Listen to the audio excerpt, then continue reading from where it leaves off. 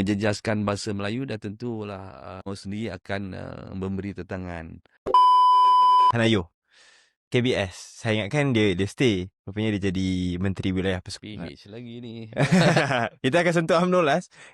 Sebab UMNO tak ada masalah, baby. Dia Hanoyo pun pandai. Dia pun saya lihat dia memegang jawatan sebagai Menteri Belia dan Sukan. Ada jugalah perkara yang dia bawa lah. Tapi walaupun tak sehebat mana, PM pun dia agak nak lari kot daripada PM-nya. Tapi dia jaga Menteri Wilayah pun kemungkinan lah pihak-pihak lihat bahawa wilayah je kecil je. Dia bukannya satu negara yang sebenarnya lah. Dia wilayah je. Wilayah mana Kuala Lumpur lah. Labuan sebagainya. Jadi dia kecil saja. Jadi mungkin dilihat di situ usahawan-usahawan bangsa Tionghoa. Bangsa Cina ni ramai. Konglomerat bangsa-bangsa Cina ni ramai di situ.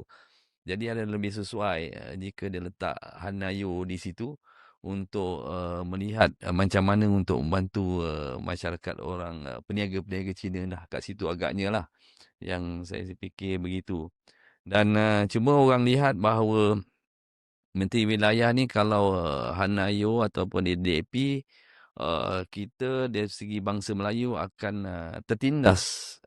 Dia anggap, saya baca-baca dari segi orang punya komen sebagainya kat situ. Dia rasa macam Melayu tu tertindas. Saya lihat tu pentingnya UMNO kat dalam barisan kerajaan ni. Kalau kita lihat yang lepas tu Ura. Dan apabila UMNO tu tak setuju, makna perkara tu akan ditangguhkan.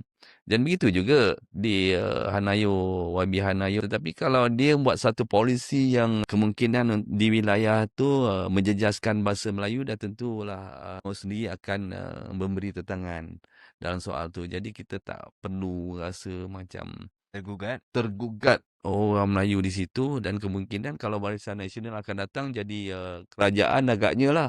Jadi Perdana Menteri agaknya lah akan datang tu, kita boleh tukar orang lain lah, orang Melayu balik.